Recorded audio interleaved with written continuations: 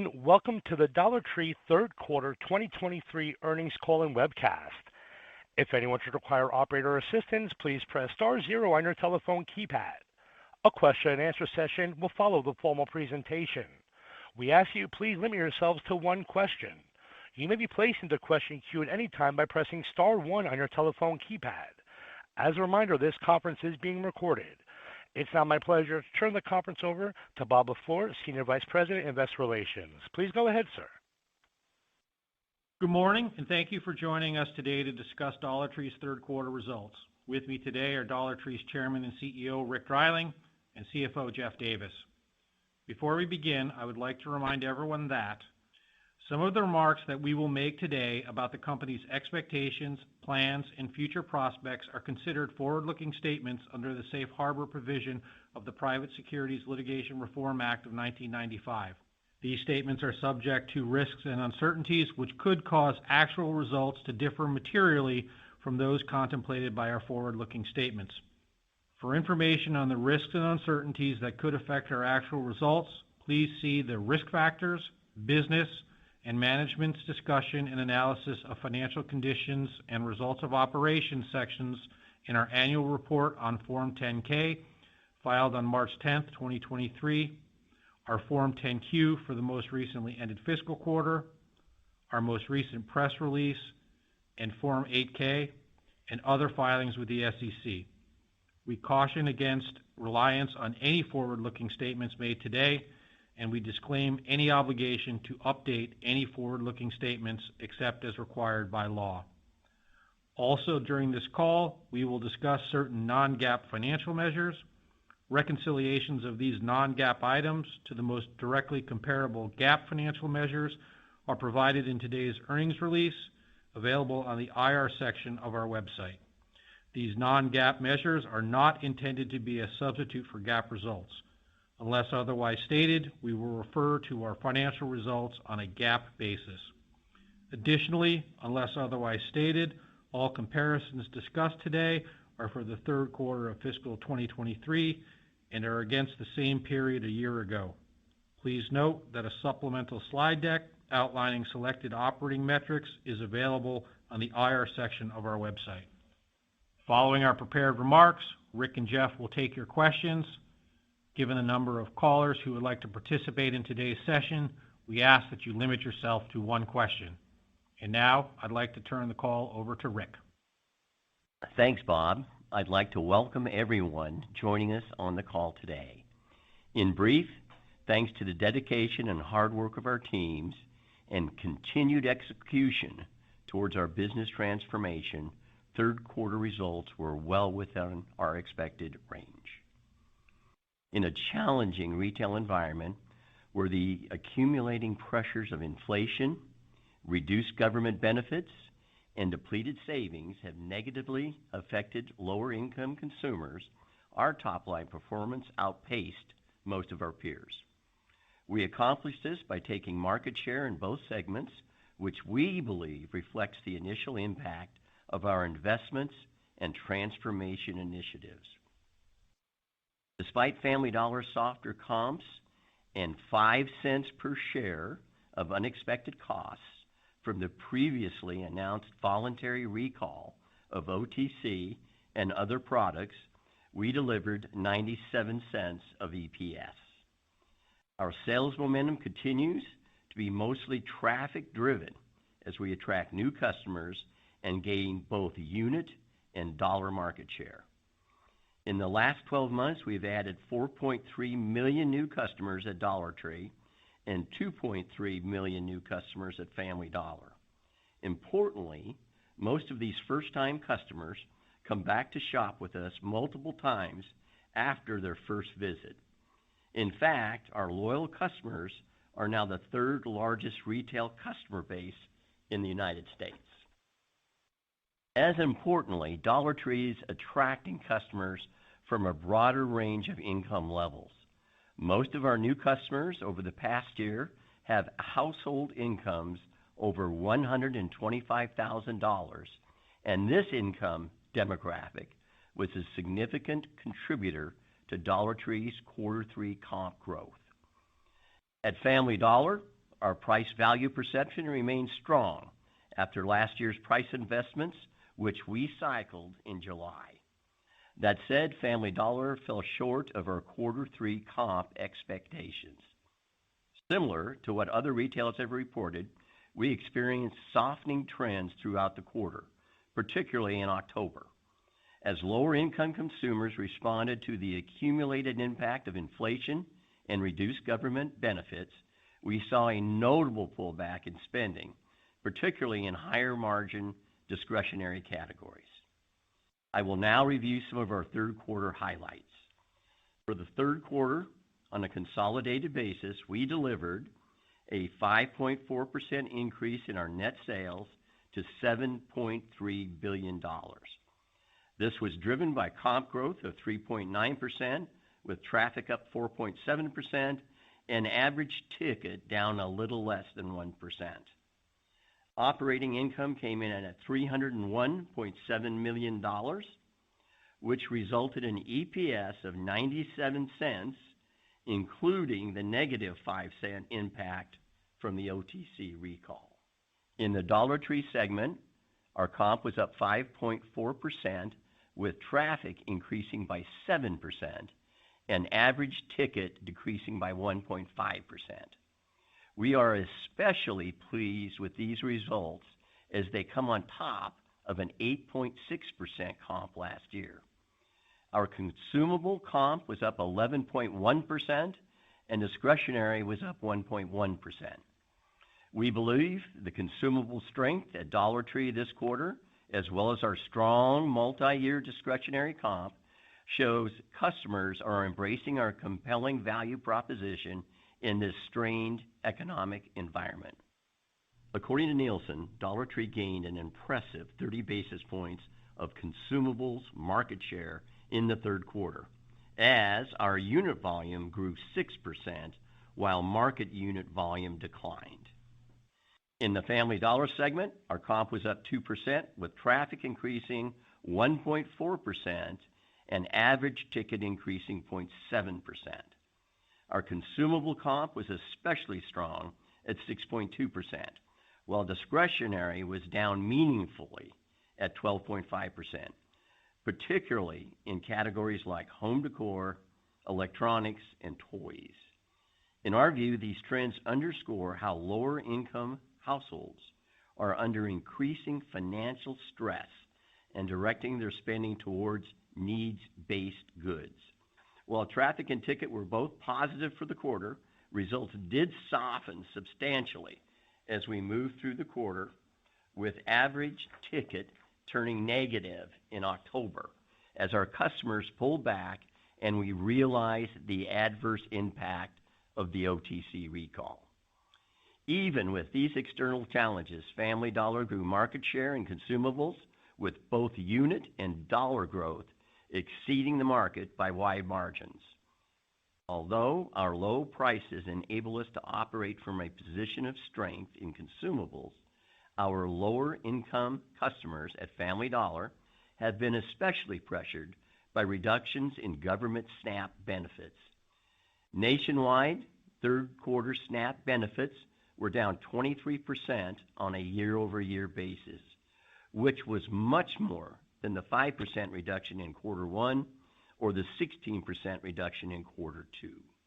Timing-wise, the month-by-month deceleration in our quarter three comps matched the progressive reductions in national SNAP payments throughout the quarter. In addition to pressure from lower SNAP payments, Family Dollar's comps were negatively affected by lower tax refunds this year. That said, I believe that the wide range of growth initiatives we have in place will help us maintain our momentum relative to the competition. As a value retailer, we're uniquely positioned to meet customers' needs in a challenging economic environment. We remain focused on the factors that we can control and will continue to navigate as best we can around those that we don't. Now, let me take a few minutes to update you on our transformation journey. Our merchandising, IT, and supply chain initiatives are on time and on budget, and we are pleased with our progress to date. At Dollar Tree, we're ahead of schedule on our multi-price journey. Our Dollar Tree Plus assortment is now available in 4,500 stores, and we are on track to finish the year with more than 4,900. Our Dollar Tree frozen and refrigerated assortments are now in 6,500 stores, significantly ahead of our original year-end target of 5,500. Customers are clearly responding to our expanded multi-price assortment, as our research shows us that 17% of U.S. households have purchased a multi-price product from a Dollar Tree store at least once in the past 12 months. Importantly, these customers are adding multi-price products on top of their traditional baskets. For example, in quarter three, the average multi-price basket included 2.3 multi-priced items and 11.6 traditional $1.25 items. At Family Dollar, we completed our planogram resets by November as scheduled, improving and expanding our product assortment while increasing our shelf profile and merchandising to 78 inches across the portfolio. We're on track to renovate more than 1,000 Family Dollar stores by year end. We have now upgraded 1,600 Family Dollar stores to our H2.5 rural and extra small box formats. In quarter three, private brand penetration at Family Dollar reached 14%, a quarter ahead of schedule, and we are on pace to hit our 20% target by 2026. We are also on track to add over 70 new SKUs to our family wellness product line and more than 100 new private brand SKUs in total by the end of December. Within that same time frame, we also expect to complete our conversion of 300 control brands to private brands. In real estate, we opened 197 new stores in quarter three, and we are on track to meet our target of 600 to 650 new stores this year. In supply chain, we are preparing to implement our streamlined delivery process for stores serviced by our Matthews, North Carolina distribution center with rotocarts and liftgate trailers starting next month. We have been testing our rotocarts, and the feedback has been extremely positive. We remain on schedule for all of our distribution centers to be using rotocarts by the end of 2027. Across our teams, the investments we've made in our people, including increased wages in key markets, simplified work at the store level, and increased communications throughout the company, are driving meaningful improvements in store turnover and associate satisfaction. Additionally, as we prepared for our busiest season of the year, I'm proud to report that our annual National Hiring Day in mid-October was a huge success. We hired nearly 14,000 part-time associates to work in our stores for the current holiday season, an all-time record for this event. While we still have a lot of work to do in this transformational journey, I am pleased with what we've accomplished to date. We are focused on our plans to accelerate sales and grow earnings, and I remain confident in our ability to execute this ambitious undertaking. That said, this journey also needs to be dynamic and adapt to changing market conditions and our learnings along the way. We believe being thoughtful about our store portfolio will help enhance our results.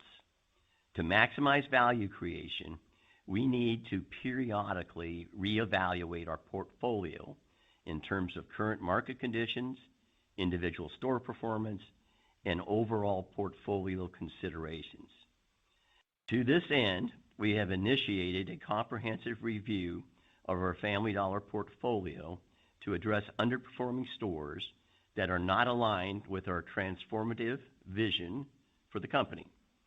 This will involve, among other things, identifying stores as candidates for closure, rebannering, or relocation, with the goal of assuring that each asset under the Family Dollar banner is delivering its full value for our shareholders on a sustainable basis.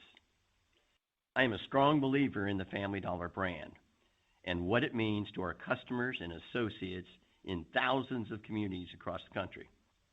Going forward, we need to ensure that the Family Dollar portfolio is well positioned for success and meets the financial and operating objectives of our organization and the expectations of our valued customers and associates.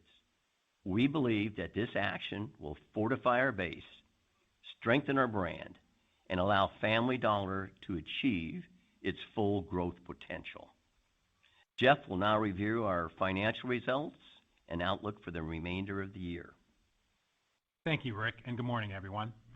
In the third quarter, our Dollar Tree and Family Dollar segments both generated higher levels of customer traffic, unit volume, and increased market share. Overall, we generated 5% more gross profit dollars in the third quarter than we did last year as consumers continue to respond positively to our growth initiatives. Consistent with prior quarter trends, sales mix continued to shift towards consumables. This trend was more pronounced at Family Dollar, where our third quarter consumables mix reached an all-time high of 82%. Looking at the business on a consolidated basis, net sales increased 5.4% to $7.3 billion. Operating income declined 20.9% to $301.7 million. Operating margin compressed 140 basis points, which was a substantial trend improvement versus the first two quarters of the year. The contraction in Q3 operating margin was driven by a 15 basis point decrease in gross margin and a 125 basis point increase in SG&A rate. Gross margin contracted primarily from higher shrink, unfavorable product mix, increased distribution costs, and markdowns from the OTC recall. This was partially offset by lower freight costs. While still elevated across both banners, shrink results were mostly in line with our expectations. We have now completed physical inventory checks across more than 90% of our stores, with the balance set for completion in January. SG&A expenses expanded primarily from ongoing labor investments in our stores, IT costs, depreciation, and facility costs. Our effective tax rate was 21.8% versus 23.4%. Our tax rate was favorable versus expectations as higher work opportunity tax credits and lower net state taxes were partially offset by higher non-deductible expenses. Net income was $212 million, and diluted EPS was 97 cents versus $1.20. The net impact of the OTC recall was approximately 5 cents per share. At the business segment level, Dollar Tree's net sales increased by 6.6% to $4 billion. Operating income declined 3.4% to $482.7 million, and operating margin compressed approximately 125 basis points, driven by a 55 basis point decrease in gross margin and a 70 basis point increase in SG&A rate. Gross margin contracted primarily from higher product costs, distribution center costs, and shrink. These were partially offset by lower freight and sales leverage and occupancy costs. SG&A expenses expanded principally from store labor investments, minimum wage increases, and facility costs. These were partially offset by sales leverage.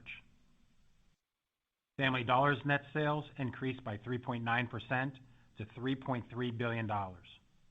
Operating income declined $47.9 million to a loss of $66.3 million. Operating margin compressed 140 basis points on a 20 basis point increase in gross margin and a 160 basis point increase in SG&A rate. Gross margin increased primarily from lower freight, partially offset by higher shrink, markdowns related to the OTC recall, and sales mix. SG&A expenses increased primarily from store labor investments, minimum wage increases, facility costs, costs related to the OTC recall, and depreciation. Moving on to the balance sheet and free cash flow. As a reminder, my comments reflect balance sheet comparisons between Q3 2023 and Q3 2022. Inventory decreased by 2.5%. As we work through our shipments of seasonal imports, we expect a meaningful improvement in our inventory position by year-end. Third quarter capital expenditures were $541.4 million versus $391.2 million, reflecting elevated investments in new store openings, renovations, supply chain, and IT. Free cash flow improved $142.1 million versus the third quarter last year. This improvement comes despite a challenging macroeconomic environment and the accelerated investments to support our multi-year growth strategy.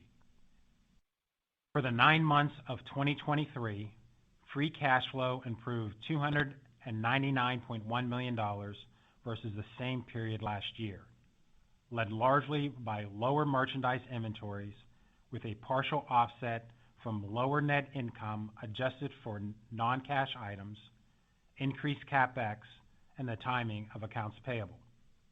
In the third quarter, we repurchased approximately 2.2 million shares for $252.3 million, including applicable excise tax. At quarter end, we had $1.35 billion remaining under our share repurchase authorization.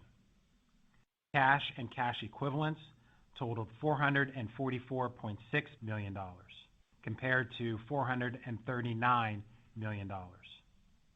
You'll recall last quarter, we announced our new commercial paper program as an additional source of liquidity to manage our working capital needs.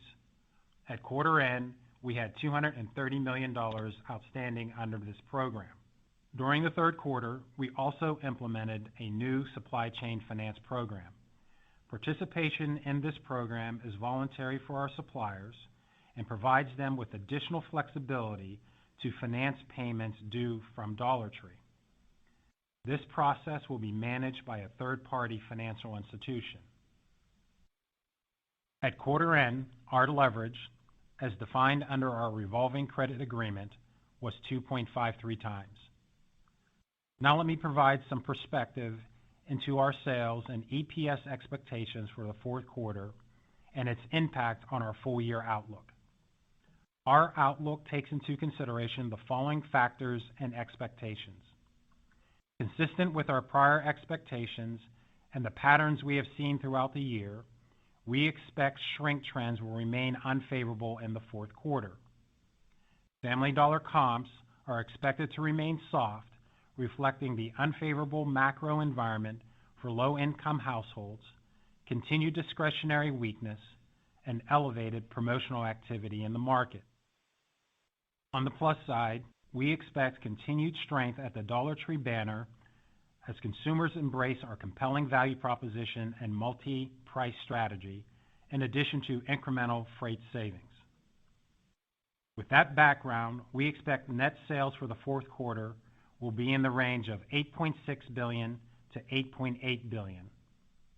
Based on low single-digit increase in comp store sales for the enterprise, supported by a mid-single-digit increase at Dollar Tree and a -1% to +1% comp at Family Dollar.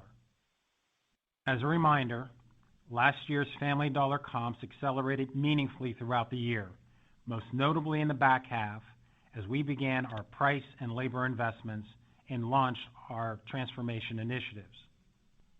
Our Family Dollar comp results for Q3 and outlook for Q4 reflect these tougher comparisons. We estimate fourth quarter diluted EPS will be in the range of $2.58 to $2.78. For the fiscal year, which includes a 53rd week, we expect sales in the range of $30.5 billion to $30.7 billion, driven by a mid-single-digit increase in comp store sales at the enterprise level, supported by a mid-single-digit comp at Dollar Tree and a low single-digit comp at Family Dollar. With respect to EPS, we believe that higher sales at Dollar Tree, incremental savings in freight, and proactive expense controls will allow us to offset lower revenue expectations at Family Dollar. We are tightening our full-year GAAP EPS outlook to a range of $5.81 to $6.01, including the 12-cent legal reserve we took in the first quarter. We still expect selling square footage to grow by 3% to 3.5% for the year and new store growth to be back-end weighted. Other considerations in our 2023 outlook include the following. No incremental share repurchases. Depreciation and amortization should be in the range of $840 million to $845 million. Net interest expense should be approximately $30 million for the fourth quarter or approximately $110 million for the full year. We are assuming an effective tax rate of approximately 24% for the fourth quarter and approximately 23.5% for the full year. We expect 218.4 million diluted shares for the fourth quarter and 220 million diluted shares for the full year. We expect capital expenditures will total approximately $2 billion, with approximately 40% allocated toward maintenance CapEx and the balance toward growth initiatives. Finally, our Q4 and full year outlook does not include any potential impact from the optimization review of the Family Dollar portfolio that Rick outlined in his remarks. We expect the review process will take several months, and we will update you on our progress no later than our Q4 call in March. Now, I'll turn the call back over to Rick for closing remarks. Thank you, Jeff. Similar to other retailers you've heard from this earnings season, we are seeing more macro pressures than we did earlier in the year, particularly among our lower income consumers. Nonetheless, I'm encouraged by our market share momentum and am confident in our outlook for the balance of the year. Across our enterprise, we are making good progress on our transformation initiatives. As I've said before, we benchmark our operating performance on growing traffic, units, and sales per square foot. All three of these metrics are heading in the right direction. With the steps we're taking to optimize our Family Dollar portfolio, we want to be better positioned to meet the financial and operating objectives of our organization and the expectations of our valued customers and associates. Relative to our competition, we want to operate from a position of strength at both banners. I look forward to updating you on our continued progress in the months ahead. And since we're in the midst of the important holiday season, I also want to take this opportunity to thank our more than 200,000 associates for their dedication in support of our continued growth as an organization. Operator, with that, Jeff and I are now ready to take questions. Thank you. We'll now be conducting a question and answer session. If you'd like to be placed into question queue, please press star 1 on your telephone keypad. If you'd like to remove yourself from the queue, please press star 2. As a reminder, we please ask that you limit yourselves to one question. Our first question is coming from Michael Lasser from UBS. Your line is now live. Good morning. Thank you so much for taking my question. It's a two-part question. Number one is, given the economic environment that you're facing seems to be different than what you expected when you offered your long-term guidance earlier this summer, how has that influenced your thinking about your ability to achieve $10 of earnings by 2026 if the economic environment that is current today remains the case for the next few years? And the second point is, my second question is, there's a perception that you're going to earn, call it around $6 this year. You get $1 of freight benefit next year, and that would generate $7 of earnings. What would stand in the way of you not realizing that? Thank you. I'm going to let Jeff handle that. Morning, Michael, and appreciate your question. The first part of your question regarding the longer-term outlook, the economic environment that we're in today, we believe that we're managing through. You see that Dollar Tree and Family Dollar continue to take market share. They're doing well across consumables.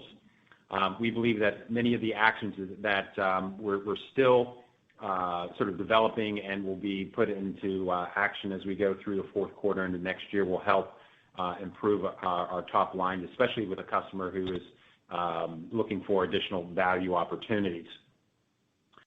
We're early in the transformation. We believe that the actions we're taking that we feel strongly will continue to move us forward to our longer-term outlook. There's a lot that's going to happen between now and 2026, and there really isn't a real crystal ball there, but we remain resolute in our outlook. As it relates to 2024, I think that the way you're thinking about this from a standpoint on a sort of pro forma, no growth, no incremental basis, $7 of EPS when you take all the puts and takes between our forecast for this year. You remember you got to back up the 53rd week, which is about 30 cents in that. But we feel as if that's a good starting point as you think about our 2024 outlook. We remain very confident in our ability to pick up the additional dollar in freight and EPS. There may be some additional upside to that based upon where we're currently trending. And the actions that we're taking and the returns that we believe that we'll get from the initiatives that we've started this year and will continue to develop as we move forward, that's a good starting point for you. And Michael, let me add a little more thoughts on getting to 2026's number. We remain very bullish on that. And I think as we look into 2024, what's important is the number of initiatives that we've gotten done in just 1 year are really starting to gain traction. And let's don't lose sight of the fact that discretionary sales are softer than we all want. Our consumable sales are excellent, and we're responding to the needs of the consumer. And when we have the items they want, they're going to come into the store and see the incremental items, the incremental price points on the Dollar Tree side. They're going to see the new shelf profile, and they're going to see the fact that we're more relevant. And that's what gives me great confidence as we look into 24 and beyond. Thank you. Our next question today is coming from Simeon Gutman from Morgan Stanley. Your line is now live. Hey, good morning, everyone. Good morning. It's a little follow-up to the prior question, and then maybe a slight second part. If we take again the $1 in freight, should we think about next year again without talking about real guidance? The core business should grow plus we get freight, or you're not endorsing that the core business necessarily grows, we get freight for sure. And then just the second part of it is on Family Dollar. Can you remind us if the crux of generating higher margins is sales productivity, then what's going to be the step change, and when should that occur? Thanks. Anyone take the first part? You take the freight, and I'll take the second one. Very good. I think in the way I was trying to respond to Michael's point from a standpoint of what's the starting point for FY24, as he was kind of putting together the components. If you assume, once again, I think what he was looking at was assuming a no growth, no incremental investment year, you would be starting off with a point that would be roughly, $6.80 to $7 of EPS, assuming where we believe we'll end this year, plus the additional dollar of freight. And then once again, the other puts and takes around the 53rd week, which comes off, as well as some of those discrete items we had this year as it relates to West Memphis, OTC, and general liability. But we believe that we will have the opportunity to grow our business from there. We're not giving guidance for 2024 as of yet, but I think that people are focused on the right components to get you to a starting point, and then what your assumptions are based upon how you think our initiatives will continue to take hold and grow from there. And then in regards to Family Dollar and when we should start to see the incremental margin, I think as I reflect on where we're at right now, you think about the incremental SKUs, of which the bulk are OTC and HBA, which all carry higher margin rates. Now, they tend to be a little more discretionary. You think about the fact that now private label, we've already reached our 14%, which carries massive incremental margin. All of that stuff is going to be in place as we roll in to 2024, which again gives me a lot of comfort on how Family Dollar is going to perform next year. There's no doubt there's pressure on that consumer, but I've always said the lower income consumer has the ability to figure it out. And we are offering a better value proposition in Family Dollar than it has ever had. And I'm very, very comfortable with the way the box looks, the way it's presented, and how the consumer is responding. And I would add that when we entered quarter three, the first period of the quarter, our comps were very good in Family Dollar, and we watched them erode through the quarter. So again, we entered it from a very strong position. Thank you. Next question is coming from Paul Lejuez from Citi. Your line is now live. Hey, Paul. Hey, thanks, guys. Hey there. Can you talk about your Family Dollar comp assumption for Q, just how you're thinking about how it breaks down from a traffic versus ticket perspective, and then within ticket, AUR versus UPT, and curious if you can make any comments about your inflation assumptions for 4Q and F24. Thanks. Paul, I guess the way we think about it, we really the balance of the comp has really been between ticket and traffic. It's been pretty consistent in its makeup. It's been around 50-50. What we've seen here more recently is ticket has dropped off as that customer has been a little more challenged. We're continuing to see that going into the fourth quarter, thus our guidance of down 1 to +1. We're not prepared to start getting into AUR and other further dissection of it, but as we think about traffic and ticket, we think we're going to have traffic probably driving more of the comp, offset by some ticket pressure. And Paul, I'd like to add to that we are intently focused on three key metrics: transactions, traffic, whatever you want to call it, unit growth, and sales per square foot. And those are the things that we want to report on, because I believe that drives comp sales and ultimately growth in the chain. Thank you. Next question is coming from Edward Kelly from Wells Fargo. Your line is now live. Good morning, Ed. Hi, guys. Good morning. Rick, I wanted to ask you, I guess, a two-part question around Dollar Tree, the core Dollar Tree business.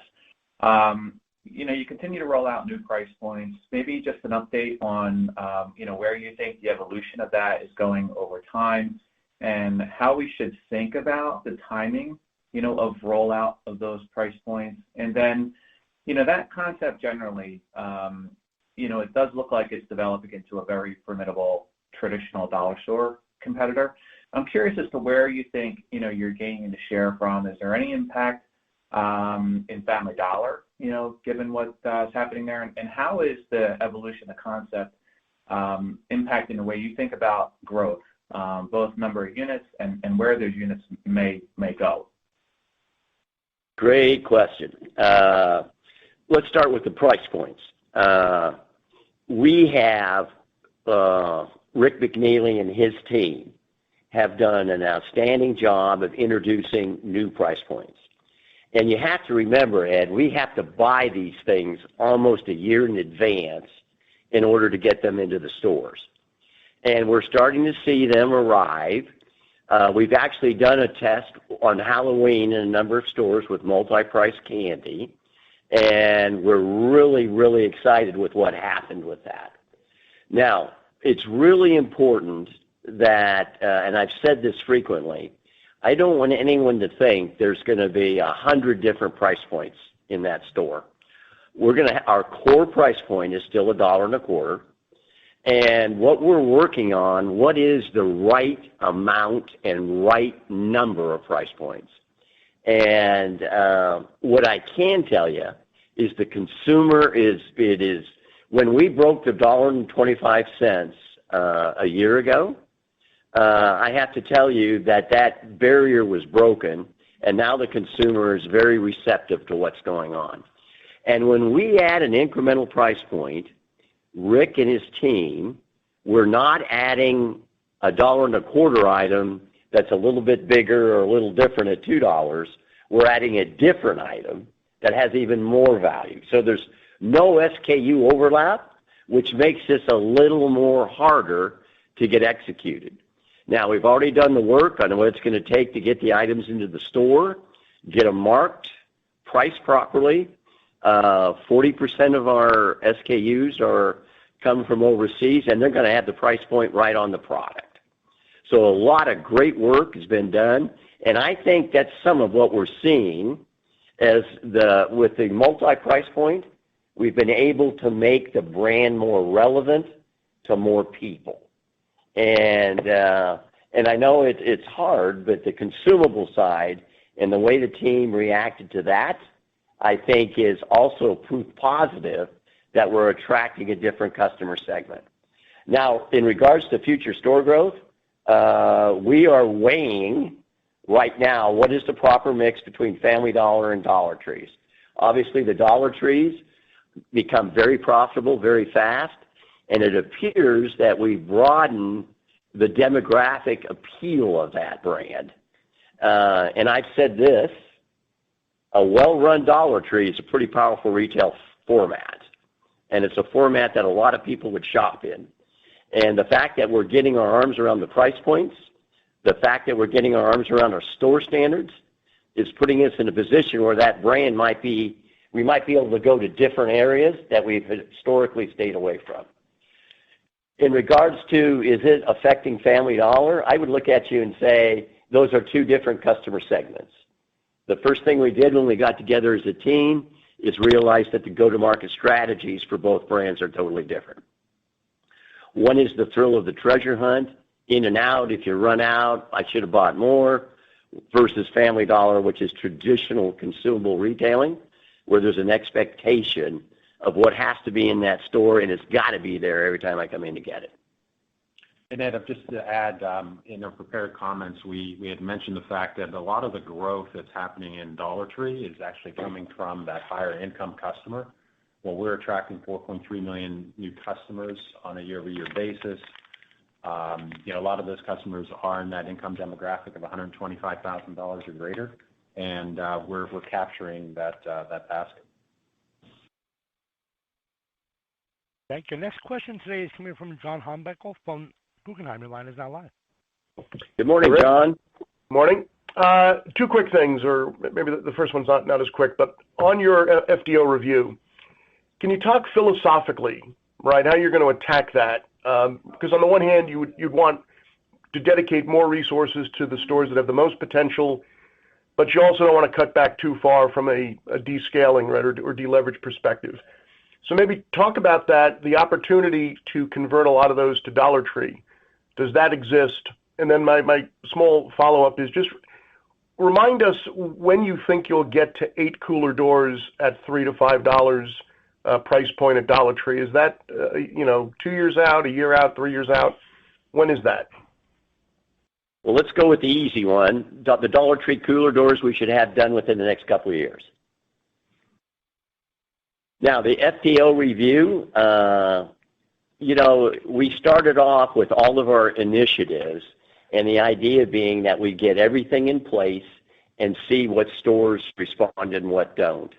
And what I do want on this exercise, John, is not everyone to get ahead of me, because I do think this is a very healthy thing to do, and it's a timely thing to do. there will be some stores will relocate, maybe some stores will close, maybe some stores will rebanner.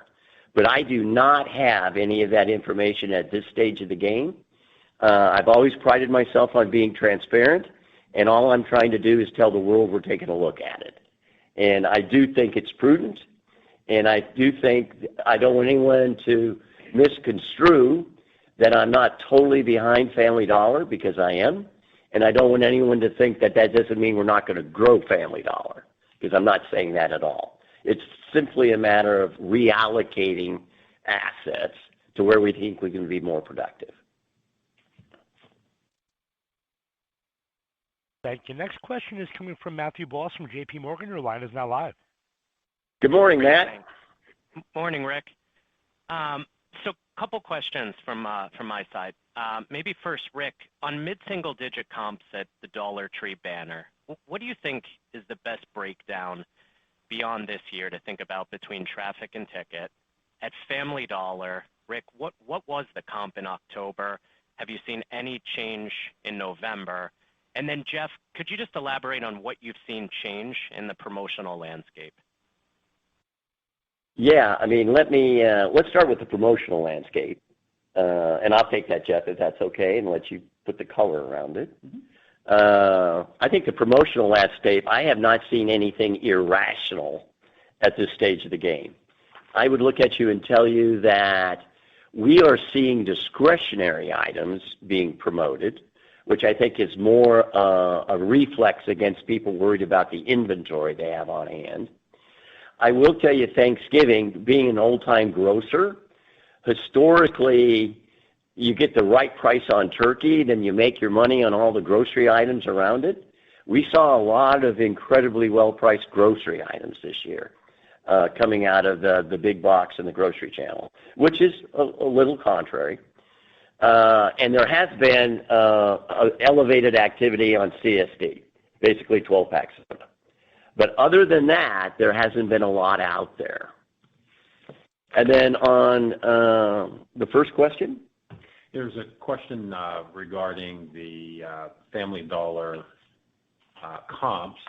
Yes. The Family Dollar comps during the course of the quarter, they softened as we went through the quarter. We started off with a nice pace.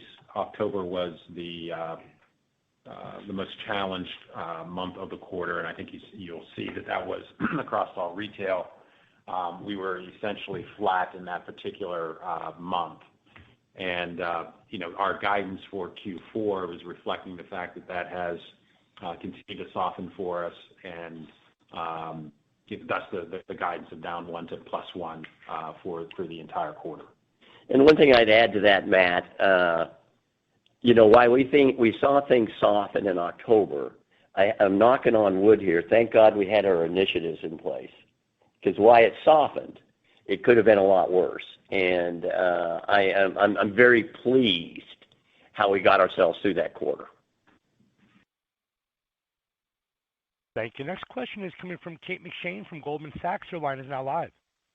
Good morning. Hi, good morning. Thanks for taking our question.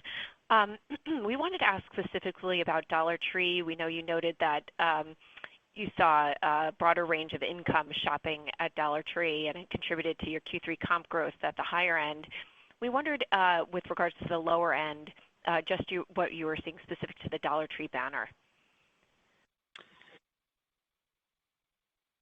I would say, I would look at you and say Dollar Tree has always had a broad appeal. And I think what we're really focused on is the fact that we're seeing a trade down into Dollar Tree. I would say the customer base is essentially the same. There's been no erosion in the lower income strata, but the growth undoubtedly is coming from the higher income, $125,000 a year. I reflect back on this, for Dollar Tree, had a very strong consumable performance, but also, better than a 1% comp and discretionary, and still showing growth on sizable growth on a year-over-year basis in discretionary. The lower income customer, we're probably seeing more of their dollar in consumables, which which is good because we're continuing to capture units and share there. The higher income customers supporting us in that discretionary as well as consumable areas with respect to the multi-price also. It's a combination of both those customers, I think, is giving such a strong performance across the Dollar Tree banner. Thank you. Next question is coming from Krisztina Katai from Deutsche Bank. Your line is now live. Good morning, Christina. Hi. Good morning, Rick and Jeff. So my question is on Family Dollar. Understandably, there was some weakness with the low-end consumer, but how are you planning to address the softer than planned top line at Family Dollar to get it back on track towards mid-single digits? As that is a big part of the profitability inflection. So how do you think about your current pricing position relative to your peers? And then within the second part of that, I know you're not guiding to next year, but philosophically, how best to think about the ability of the banner to drive positive units to offset any potential deflation next year in consumables? Thank you. Yeah, in regards to the top line, in regards to our pricing position, so first thing I would say, our pricing in Family Dollar is as good as it's ever been. And we measure our pricing on a full book basis and what we call key value items. And key value items are the most sensitive items out there. And we do these checks every month, and we do them across multiple channels. So big box as well as small box, as well as drug, as well as grocery. And we're very, very comfortable where we're at. We're right on the mark at 100% in both, which means we have price parity. And I believe, while we've been in this for a year now, I do believe the consumer is starting to respond to that. And remember, we had very powerful consumable growth in quarter three in the Family Dollar brand. It's the consumable side where that consumer is feeling that pressure. And I think you asked me a little bit about deflation. I would look at you and say deflation will put us in a position where I think the consumer would be able to afford more discretionary items. So we'll take it as it comes, and of course, it should help us with our margin at the same time. Just to add one final point, with respect to the work that Larry and his team is doing on private brands is something that's really important for us. The ability to drive greater value for that customer, give her other options. This is something that we're really just fully getting implemented here in the fourth quarter going into 2024. So we believe that as that customer is looking for greater value, they have more options within our private brands. It's an opportunity for us to improve our margins. And to the extent that there is sort of price deflation, there's an opportunity to actually provide even more value as we think about how we assort that particular product line. Thank you. Next question today is coming from Chuck Grom from Gordon Haskett. Your line is now live. Good morning, Chuck. Hey, morning, Rick. Morning, Jeff. On the Family Dollar store optimization, I'm just curious how wide a comp and profitability gap exists today across the fleet. And then I guess this question is more for Jeff. On the gross margin line for the fourth quarter, how should we think about that between each banner, FDO and the Tree, and into 2024? What are the biggest puts and takes to think about? Thank you. Yeah, Chuck, the first question, I would rather not comment at this stage of the game as the process is underway, and we have started it. And I will disclose more of that when we get into the March call. But let's say this, obviously it's an opportunity for us that we intend to address head on. And then Chuck, as I think your question is around Q4, and as we think about gross margins, let me take it Dollar Tree first. We would expect our margins to continue to expand in gross margins in the fourth quarter, largely driven by additional freight, the mix shift, a stronger mix of discretionary as you would normally have more seasonally. The other impact there is that, as we had mentioned, we've taken approximately 90% of our inventories. We have the remaining 10%. While we don't expect that remaining 10% to have any different outcomes than we had in the past, the impact on the quarter is much less because we're only talking about a small portion of your inventories on a much larger portion of your overall performance.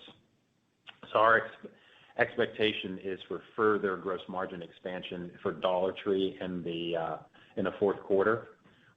We also believe that opportunity is there for Family Dollar also, for many of the same reasons as it relates to freight, less of an impact of shrink on the quarter, as well as some opportunities that we have within distribution.